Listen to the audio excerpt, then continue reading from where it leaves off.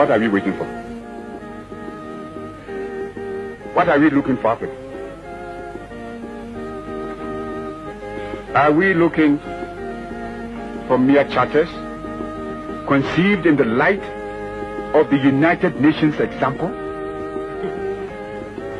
A type of United Nations organization whose decisions are framed on the basis of resolutions that in our experience have sometimes been ignored by member states, where groupings are formed and pressure developed in accordance with the interests of the groups concerned? Or is it intended that Africa should be turned into a loose organization of states on the model of the organization of the American states, in which the weaker states within it can be at the mercy of the stronger or more powerful ones, politically and economically, and all at the mercy of some powerful outside nation or group of nations? Your Excellencies, is this the kind of association we want for ourselves? In the United Africa we all speak of with such feeling and emotion? Your Excellencies, permit me to ask, is this the kind of framework we desire for a united Africa? An arrangement which in future would permit Ghana or Nigeria or the Sudan or Liberia or Egypt or Ethiopia, for example, to use pressure with either superior economic or political influence gives to decide the flow and direction of trade, say from Burundi or Togo or Nyasaland to Mozambique and Madagascar. We all want a united Africa. United not only in our concept of what unity connotes, but united in our common desire to move forward together in dealing with all the problems that can best be solved only on a continental basis. Sir, when the first Congress of the United States met many years ago at Philadelphia, one of the delegates sounded the first chord of unity by declaring that they had met in a state of nature. In other words, they were not in Philadelphia as Virginians or Pennsylvanians, but simply as Americans. This reference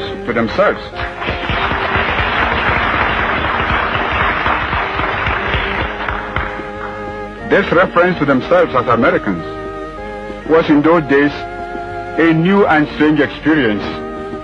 But may I dare to assert, equally on this occasion, Your Excellencies, that we meet here today not as Ghanaians, Guineans, Egyptians, Algerians, Moroccans, Malians, Liberians, Congolese, or Nigerians, but as Africans.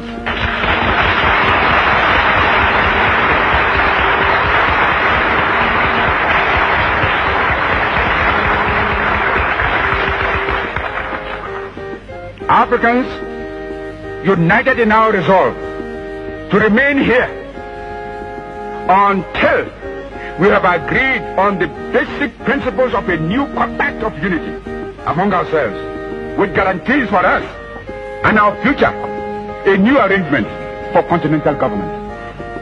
If we succeed in establishing a new set of principles as the basis of a new charter or statute for the establishment of a continental unit of Africa and the creation of social and political progress for our people, then, in my view, this conference should mark the end of our various groupings and regional blocs.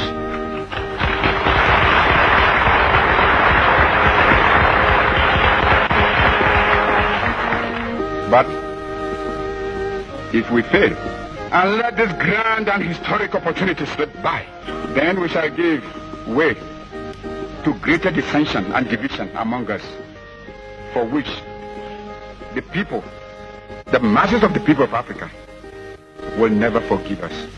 And the popular and progressive forces and movements within Africa will condemn us, surely. I'm sure, therefore, that we shall not fail them. Your Excellencies, I have spoken at length because it is necessary for us all to explain not only to one another present here, but also to our people who have instructed us the fate and destiny of the African continent.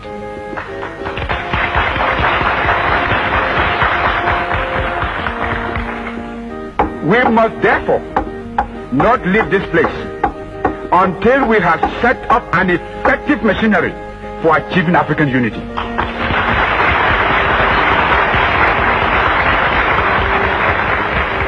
To this end, I now propose for your consideration the following. As a step, Your Excellencies, a declaration of principles uniting and binding us together, and to which we must all faithfully and loyally adhere, and laying the foundation of unity should be set down. And there should also be a formal declaration that all the independent African states here and now agree to the establishment of a Union of African States. A second, an urgent step for the realization of the unification of Africa. An All-Africa Committee of Foreign Ministers be set up now, and that before we rise from this conference, a date should be fixed for them to meet. This committee should establish, on behalf of the heads of our governments, a permanent body of officials and experts to work out a machinery for the Union Government of Africa.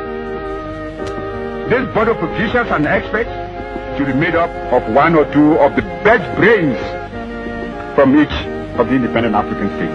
The various charters of the existing groupings and other relevant documents could also be submitted to these official experts, working under the hegemony of a committee of the foreign ministers.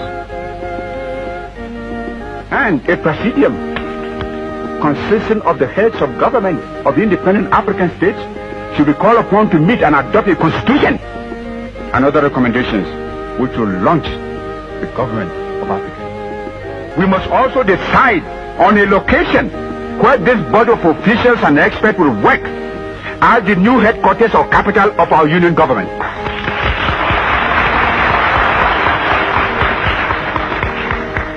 Some central place in Africa might be the fairest suggestion.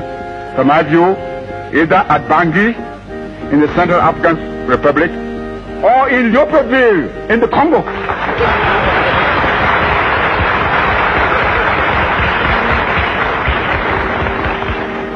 All the officials that will go there, and we shall support their work. My colleagues may have other proposals. The Committee of Foreign Ministers, officials and experts should be empowered, because we have no time, to establish, 1, a commission to frame a constitution for the Union Government of African States. 2, a commission to work out a continent-wide plan for a united or common economic and industrial program for Africa.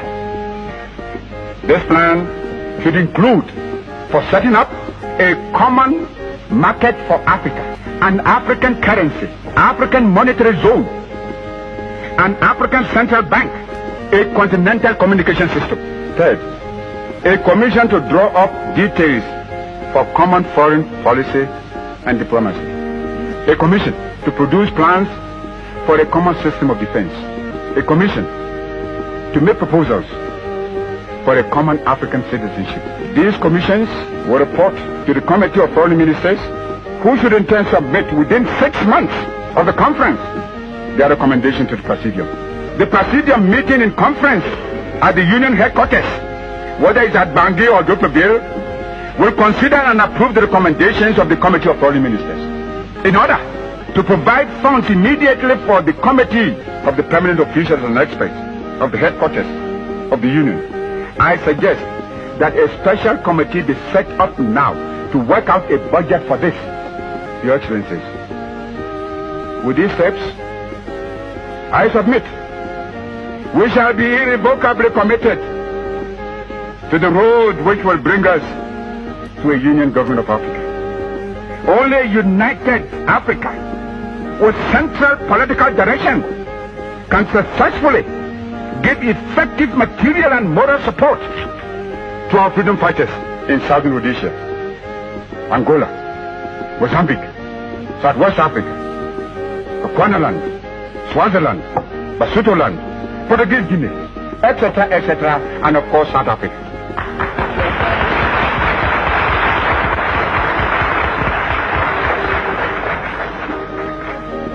All Africa must be liberated now.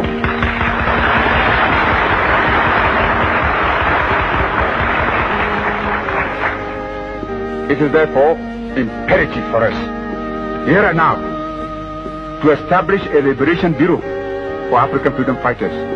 The main object of this bureau, to which all governments should subscribe, should be to accelerate emancipation of the rest of Africa, still under colonial and racialist domination and oppression.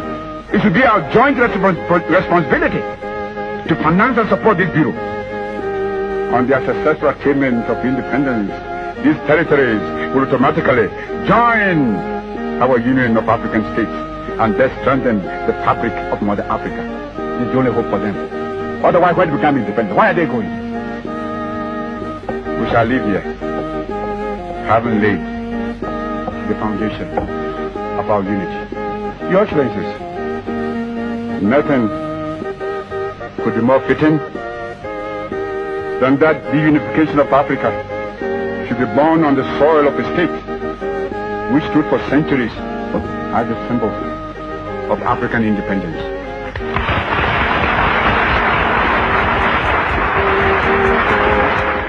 Let us return to our people of Africa, not with empty hands and with high-sounding resolutions, but with the firm hope and assurance that at long last, African unity has become a reality.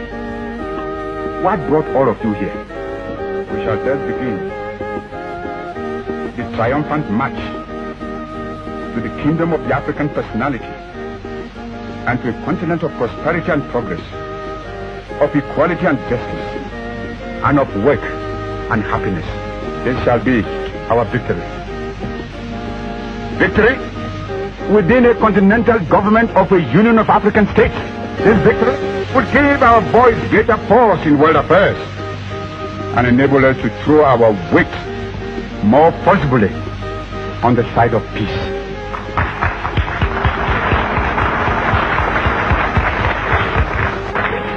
The world needs peace, in which the greatest advantage can be taken to the benefits of science and technology. Many of the world's present ills are to be found in the insecurity and fear engendered by the threat of nuclear war. Especially, do we, the new nations, need peace in order to make our way into a life of economic and social well-being amid an atmosphere of insecurity and instability that will promote moral, cultural, and spiritual fulfillment. If we in Africa can achieve this example of a continent knit together in common policy and common purpose, we shall have made the finest possible contribution to that peace for which all men and women thirst today, and which will lift once and forever the deepening shadow of global destruction from mankind. Ethiopia shall stretch forth her hands unto God.